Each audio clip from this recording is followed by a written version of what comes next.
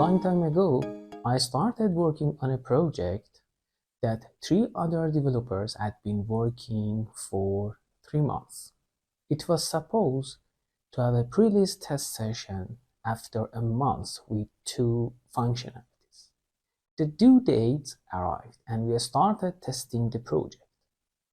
So there were 2 features that would be functional. The test almost failed.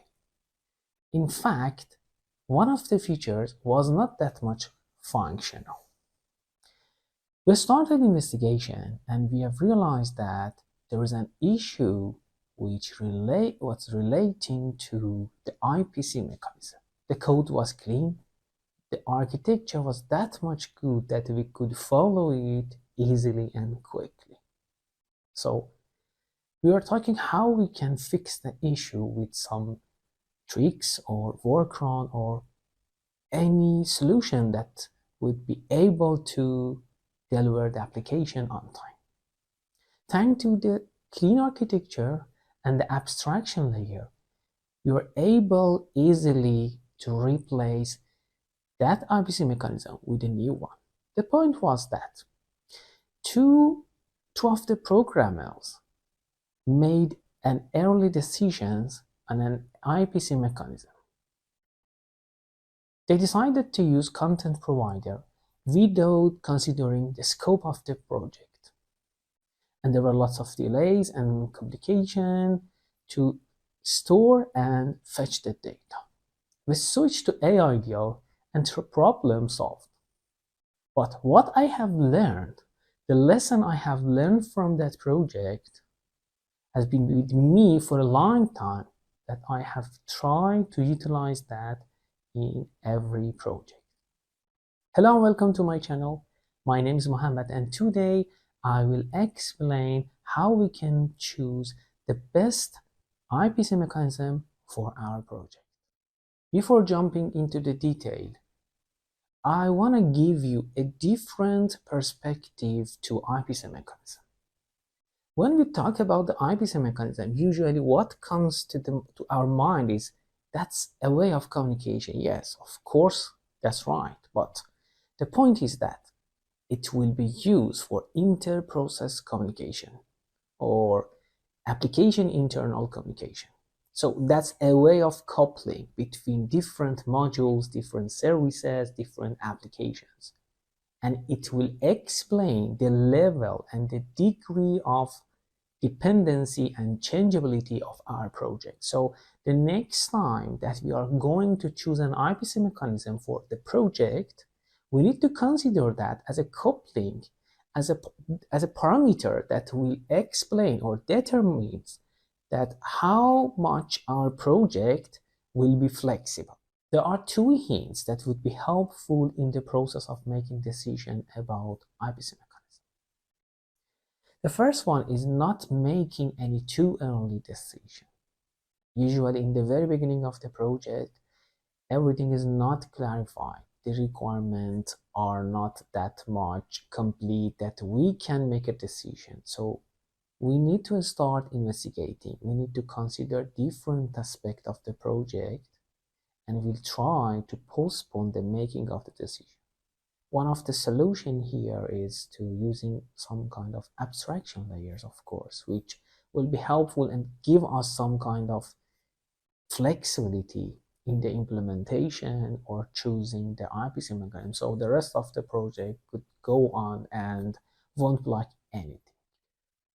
The second one is not using any IPC mechanism at all. Okay, that might sound a bit strange, but the point here is that there might be a possibility that looking from different perspectives at the project or at the architecture or our design will help us to reorganize or restructurize the project in a way that we don't need to have any IPC mechanism. So it means that that's one of the solutions that could be based on an IPC mechanism, but the second one would not be based on that. So consider that the next time that you are designing your application. Now that's time to make a decision about IPC mechanism. You have tried to clarify the requirement, you have considered most of the aspects of the project that you were able to see or try to collect and analyze all the information, and now you need to make a decision. In this process, you might have different solutions, but I would suggest to have a parametric or systematic approach by asking some question that the answers will help you to filter out the IPC mechanism and you will end up to the right one. Let's see how they work. The first question is about the way of communication.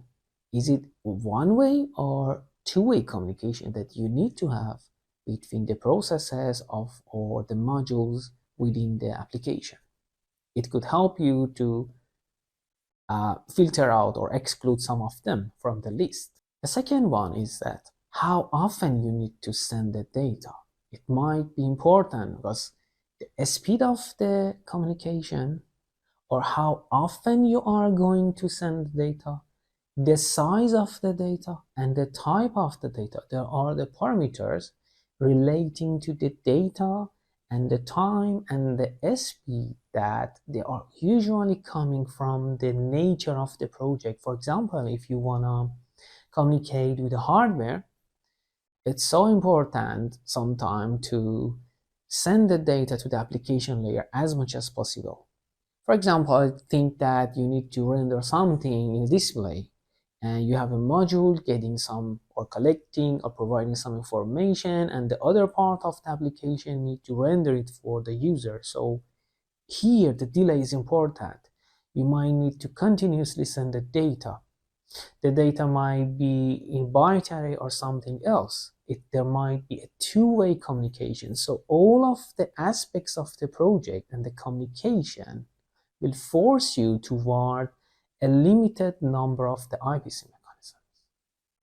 Also, it's important to know in which layer you are developing the code.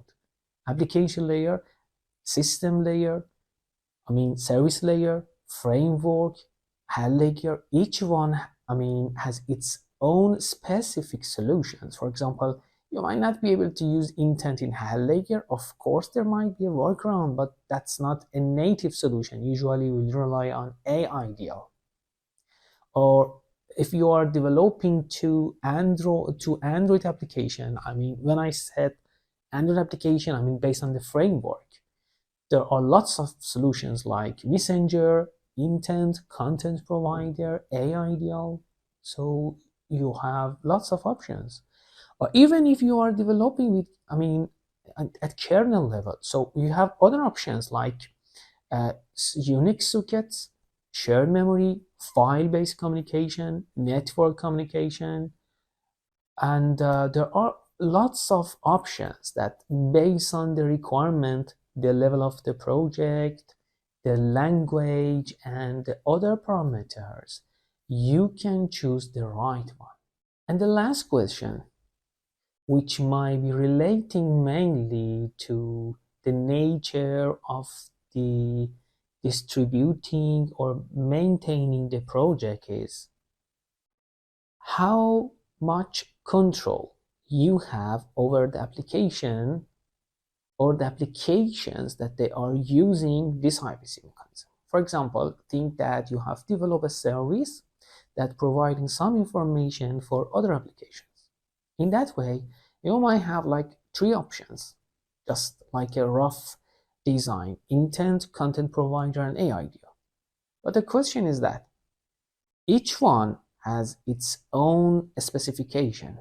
Just as a simple example, if you want to develop an application with Aidl, it means that any changes in the communication will lead to updating the library, and that means that the other applications that are utilizing your library should get a new version and release a new version of their code. And your code should be backward compatible. So other than the characteristic of the data, speed, time, delay, latency, and others, and or even the programming language, there are other aspects that you might not see the first sight, but you need to consider them if you are going to maintain or support the code for a long time or cooperating with the third party or other team and application. In the next step, we will take a look at some of these IPC mechanisms and we'll mention some characteristics of them that will help you to think clearer and have a better insight. The last thing which I would like to discuss here is about dependency type and detail, which will explain the coupling type and levels. Um, let me explain it a bit more. For example, as I mentioned earlier, if you go with content provider, it means that the other applications need to be aware of data schema that you are using. For example, tables, columns, URIs, etc. And if you are going with intent, it means that you need to provide the right intent filters as well as action string or feeding the right data parameters that the other application should know about it if it's required to retrieve or extract the information. But if you use Aidl, it means that the both applications need to use the same interface or at least having some kind of backward compatibility in place that helps them to find and invoke the right methods. With the messenger, that might be a bit different because the framework try to wrap it up in kind of libraries or APIs that you won't face that much complexity. But uh, there are other solutions as well, which they are mainly low-level implementations, such as file-based IPC mechanisms. In that case, it's a low-level implementation. As I mentioned before, it's kind of mainly C++ or Rust, or maybe even C. But then you need to figure out some low-level permissions with SE Linux. You need to be aware of them. I mean, having this kind of information about the details of the dependency and type and level of coupling will help you to think clearly. It means that how the modules are going to communicate, how often you need to change the other side if you change something in one side which is relating to their communication. The last word, or maybe the last words would be this kind of details might not be useful in the process of designing or working on architecture of an application as a day-to-day job. But we need to have a clear understanding. We need to have a good insight about these details as well as a software engineer. So knowing just about Android features and API is not enough to have a good application, good product, good quality, a changeable, extendable application. So look into them.